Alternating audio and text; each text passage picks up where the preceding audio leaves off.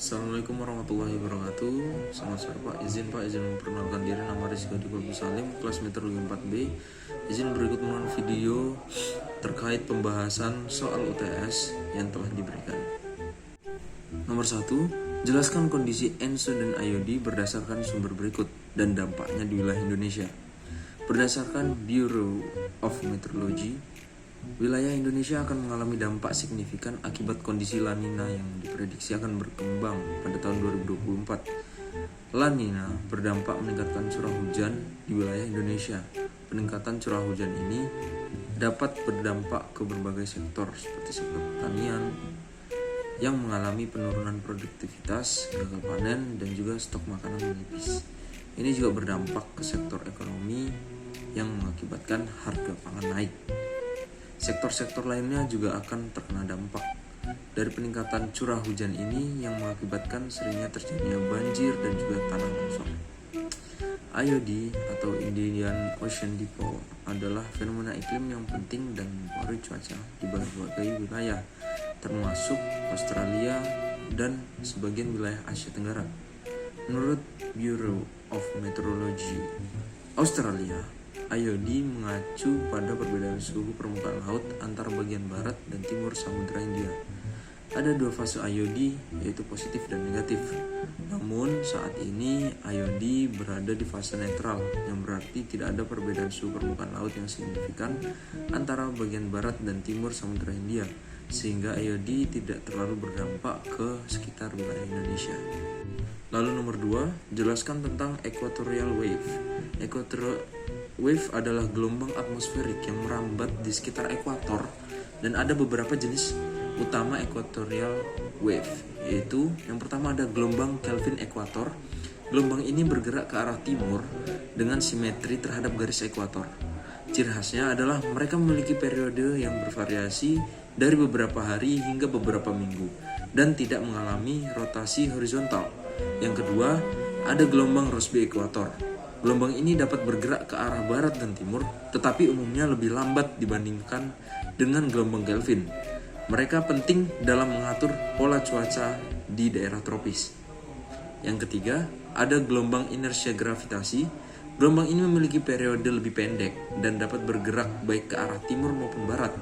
Mereka berperan dalam pembentukan awan dan juga pola curah hujan. Equatorial wave berperan penting dalam dinamika atmosfer di daerah tropis, mempengaruhi pola cuaca, distribusi hujan, dan juga fenomena iklim seperti El Nino dan La Nina. Selanjutnya soal nomor 3, jelaskan tentang global wind circulation. Global wind circulation adalah sistem pergerakan angin di atmosfer bumi yang dibentuk oleh perbedaan pemanasan di berbagai wilayah planet ini. Sistem ini terdiri dari beberapa sirkulasi utama. Yang pertama itu ada Selh-Hadley, berada di antara ekuator dan sekitar 30 derajat lintang utara dan selatan. Udara panas yang naik di ekuator dan bergerak ke arah kutub, mendingin dan turun di sekitar 30 derajat. Yang kedua ada Selh-Ferrel, terletak antara 30 dan 60 derajat lintang. Angin di sel ini bergerak berlawanan dengan arah Selh-Hadley dan sel polar, pengangkut udara hangat ke arah kutub dan udara dingin ke arah ekuator. Dan yang terakhir ada sel polar, terletak di antara 60 derajat lintang dan kutub. Udara dingin turun di kutub dan bergerak ke arah ekuator, lalu naik sekitar 60 derajat. Selain itu, ada juga trade wind yang bergerak dari timur ke barat di daerah tropis. Angin barat westerlies yang bergerak dari barat ke timur di daerah sedang, dan angin timur polar easterlies yang bergerak dari timur ke barat di daerah kutub. Sirkulasi angin global ini mempengaruhi iklim dan cuaca di berbagai belahan dunia, memainkan peran penting dalam distribusi panas dan juga kelembapan di atmosfer. Nomor 4, itu jelaskan terkait poin-poin di bawah. Yang pertama ada El Nino. El Nino merupakan fenomena iklim yang terjadi ketika suhu permukaan laut di bagian tengah dan timur Samudra Pasifik ekuator menjadi lebih hangat dari biasanya. Fenomena ini terjadi setiap 2 hingga 7 tahun dan dapat berlangsung beberapa bulan hingga lebih dari setahun. El Nino mempengaruhi pola cuaca global, tentunya, menyebabkan perubahan curah hujan, suhu, dan pola angin. Dampaknya di Indonesia biasanya berupa musim kemarau yang lebih panjang dan kering, yang dapat menyebabkan kekeringan dan juga kebakaran hutan. Yang kedua ada La Nina. La Nina merupakan kebalikan dari El Nino, yaitu fenomena iklim yang terjadi ketika suhu permukaan laut di bagian tengah dan timur Samudra Pasifik Ekuator menjadi lebih dingin dari biasanya. Fenomena ini biasanya terjadi setiap 2 hingga 7 tahun dan dapat berlangsung beberapa bulan hingga lebih dari setahun. La Nina mempengaruhi pola cuaca global, menyebabkan perubahan curah hujan, suhu, pola angin, dan tentunya ada dampaknya di Indonesia, biasanya berupa peningkatan curah hujan yang dapat menyebabkan banjir dan juga tanah longsor. Lalu penjelasan yang ketiga itu ada ENSO atau El Niño Southern Oscillation. Seperti yang sudah kita bahas sebelumnya, adalah fenomena iklim yang melibatkan perubahan periodik suhu permukaan laut dan tekanan udara di atas Samudra Pasifik atau di daerah ekuator. ENSO memiliki 2 fase utama, yaitu ada fase El Nino yang terjadi ketika suhu permukaan laut di bagian tengah dan timur Pasifik Ekuator lebih hangat dari biasanya. Dan yang kedua ada La Nina yang terjadi ketika suhu permukaan laut di bagian tengah dan timur Pasifik Ekuator lebih dingin dari biasanya. Kedua fase ini mempengaruhi pola cuaca global, mengubah curah hujan, suhu, dan pola angin, serta berdampak pada berbagai sektor seperti pertanian, perikanan, dan juga manajemen sumber daya air. Yang keempat ada MJO atau Maiden Julian Oscillation, merupakan fenomena atmosferik yang melibatkan pola osilasi besar di wilayah tropis yang bergerak ke arah timur di sepanjang ekuator. Siklus MJO berlangsung sekitar 30 hingga 60 hari dan terdiri dari 2 fase utama. Yang pertama ada fase konvektif atau fase basah, ditandai dengan peningkatan awan dan juga curah hujan. Yang kedua ada fase supresif atau kering, ditandai dengan penurunan aktivitas konvektif dan curah hujan. MJO mempengaruhi cuaca global, termasuk pola hujan musiman dan berinteraksi dengan fenomena iklim lain seperti ENSO. Lalu selanjutnya ada IOD atau Indian Ocean Dipole, adalah fenomena iklim yang melibatkan perbedaan suhu permukaan laut di bagian barat dan timur Samudra Hindia. IOD memiliki 2 fase utama. Yang pertama ada IOD positif yang ditandai dengan suhu permukaan yang lebih hangat di bagian barat dan lebih dingin di bagian timur Samudra Hindia. Hal ini biasanya menyebabkan curah hujan berkurang di Indonesia yang dapat menyebabkan kekeringan atau Indonesia memasuki musim kemarau. Yang kedua ada IOD negatif, ditandai dengan suhu permukaan yang lebih dingin di bagian barat dan lebih hangat di bagian timur Samudra Hindia. Hal ini biasanya menyebabkan peningkatan curah hujan di Indonesia yang dapat menyebabkan banjir.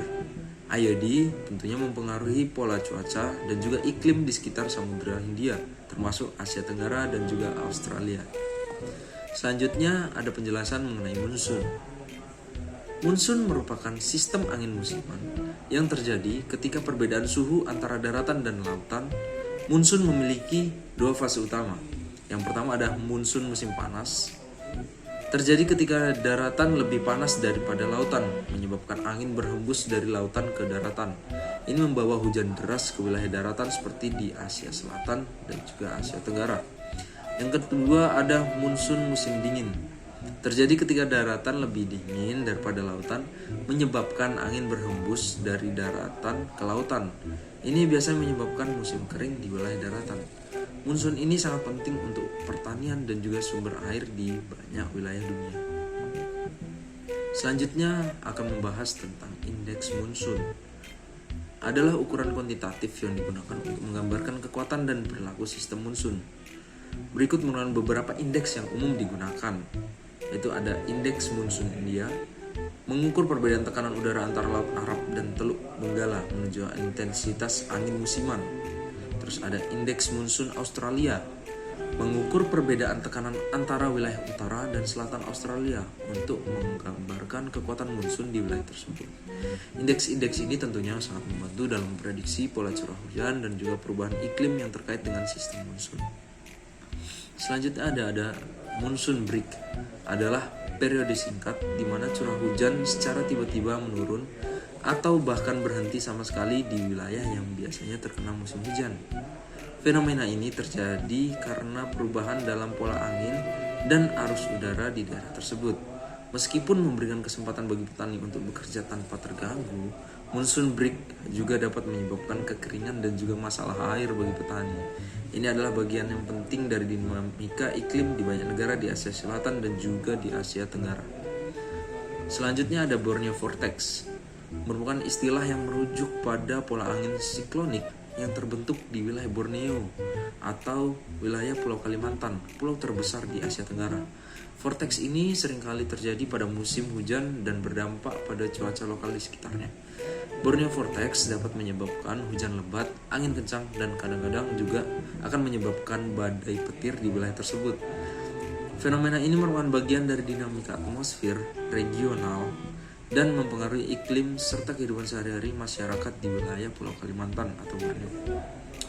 Selanjutnya ada cold surge, adalah fenomena cuaca yang terjadi ketika massa udara dingin yang relatif kuat dan stabil tiba-tiba mengalir ke wilayah yang lebih hangat.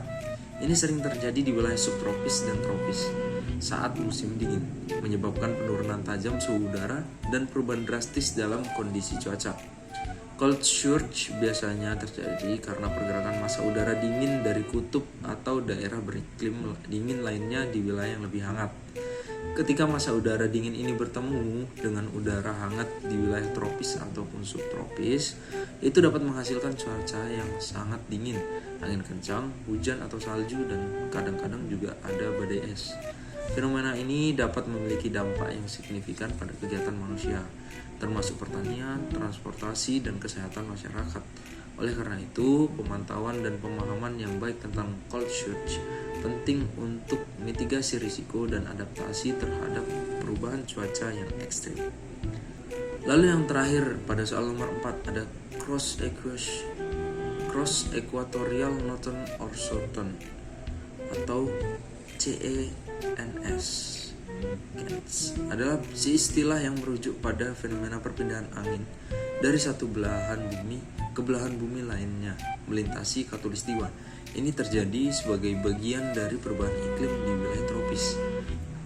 Contohnya, cross equatorial northern atau CEN terjadi ketika angin dari belahan bumi selatan Southern Hemisphere bergerak ke belahan bumi utara Northern Hemisphere melewati khatulistiwa.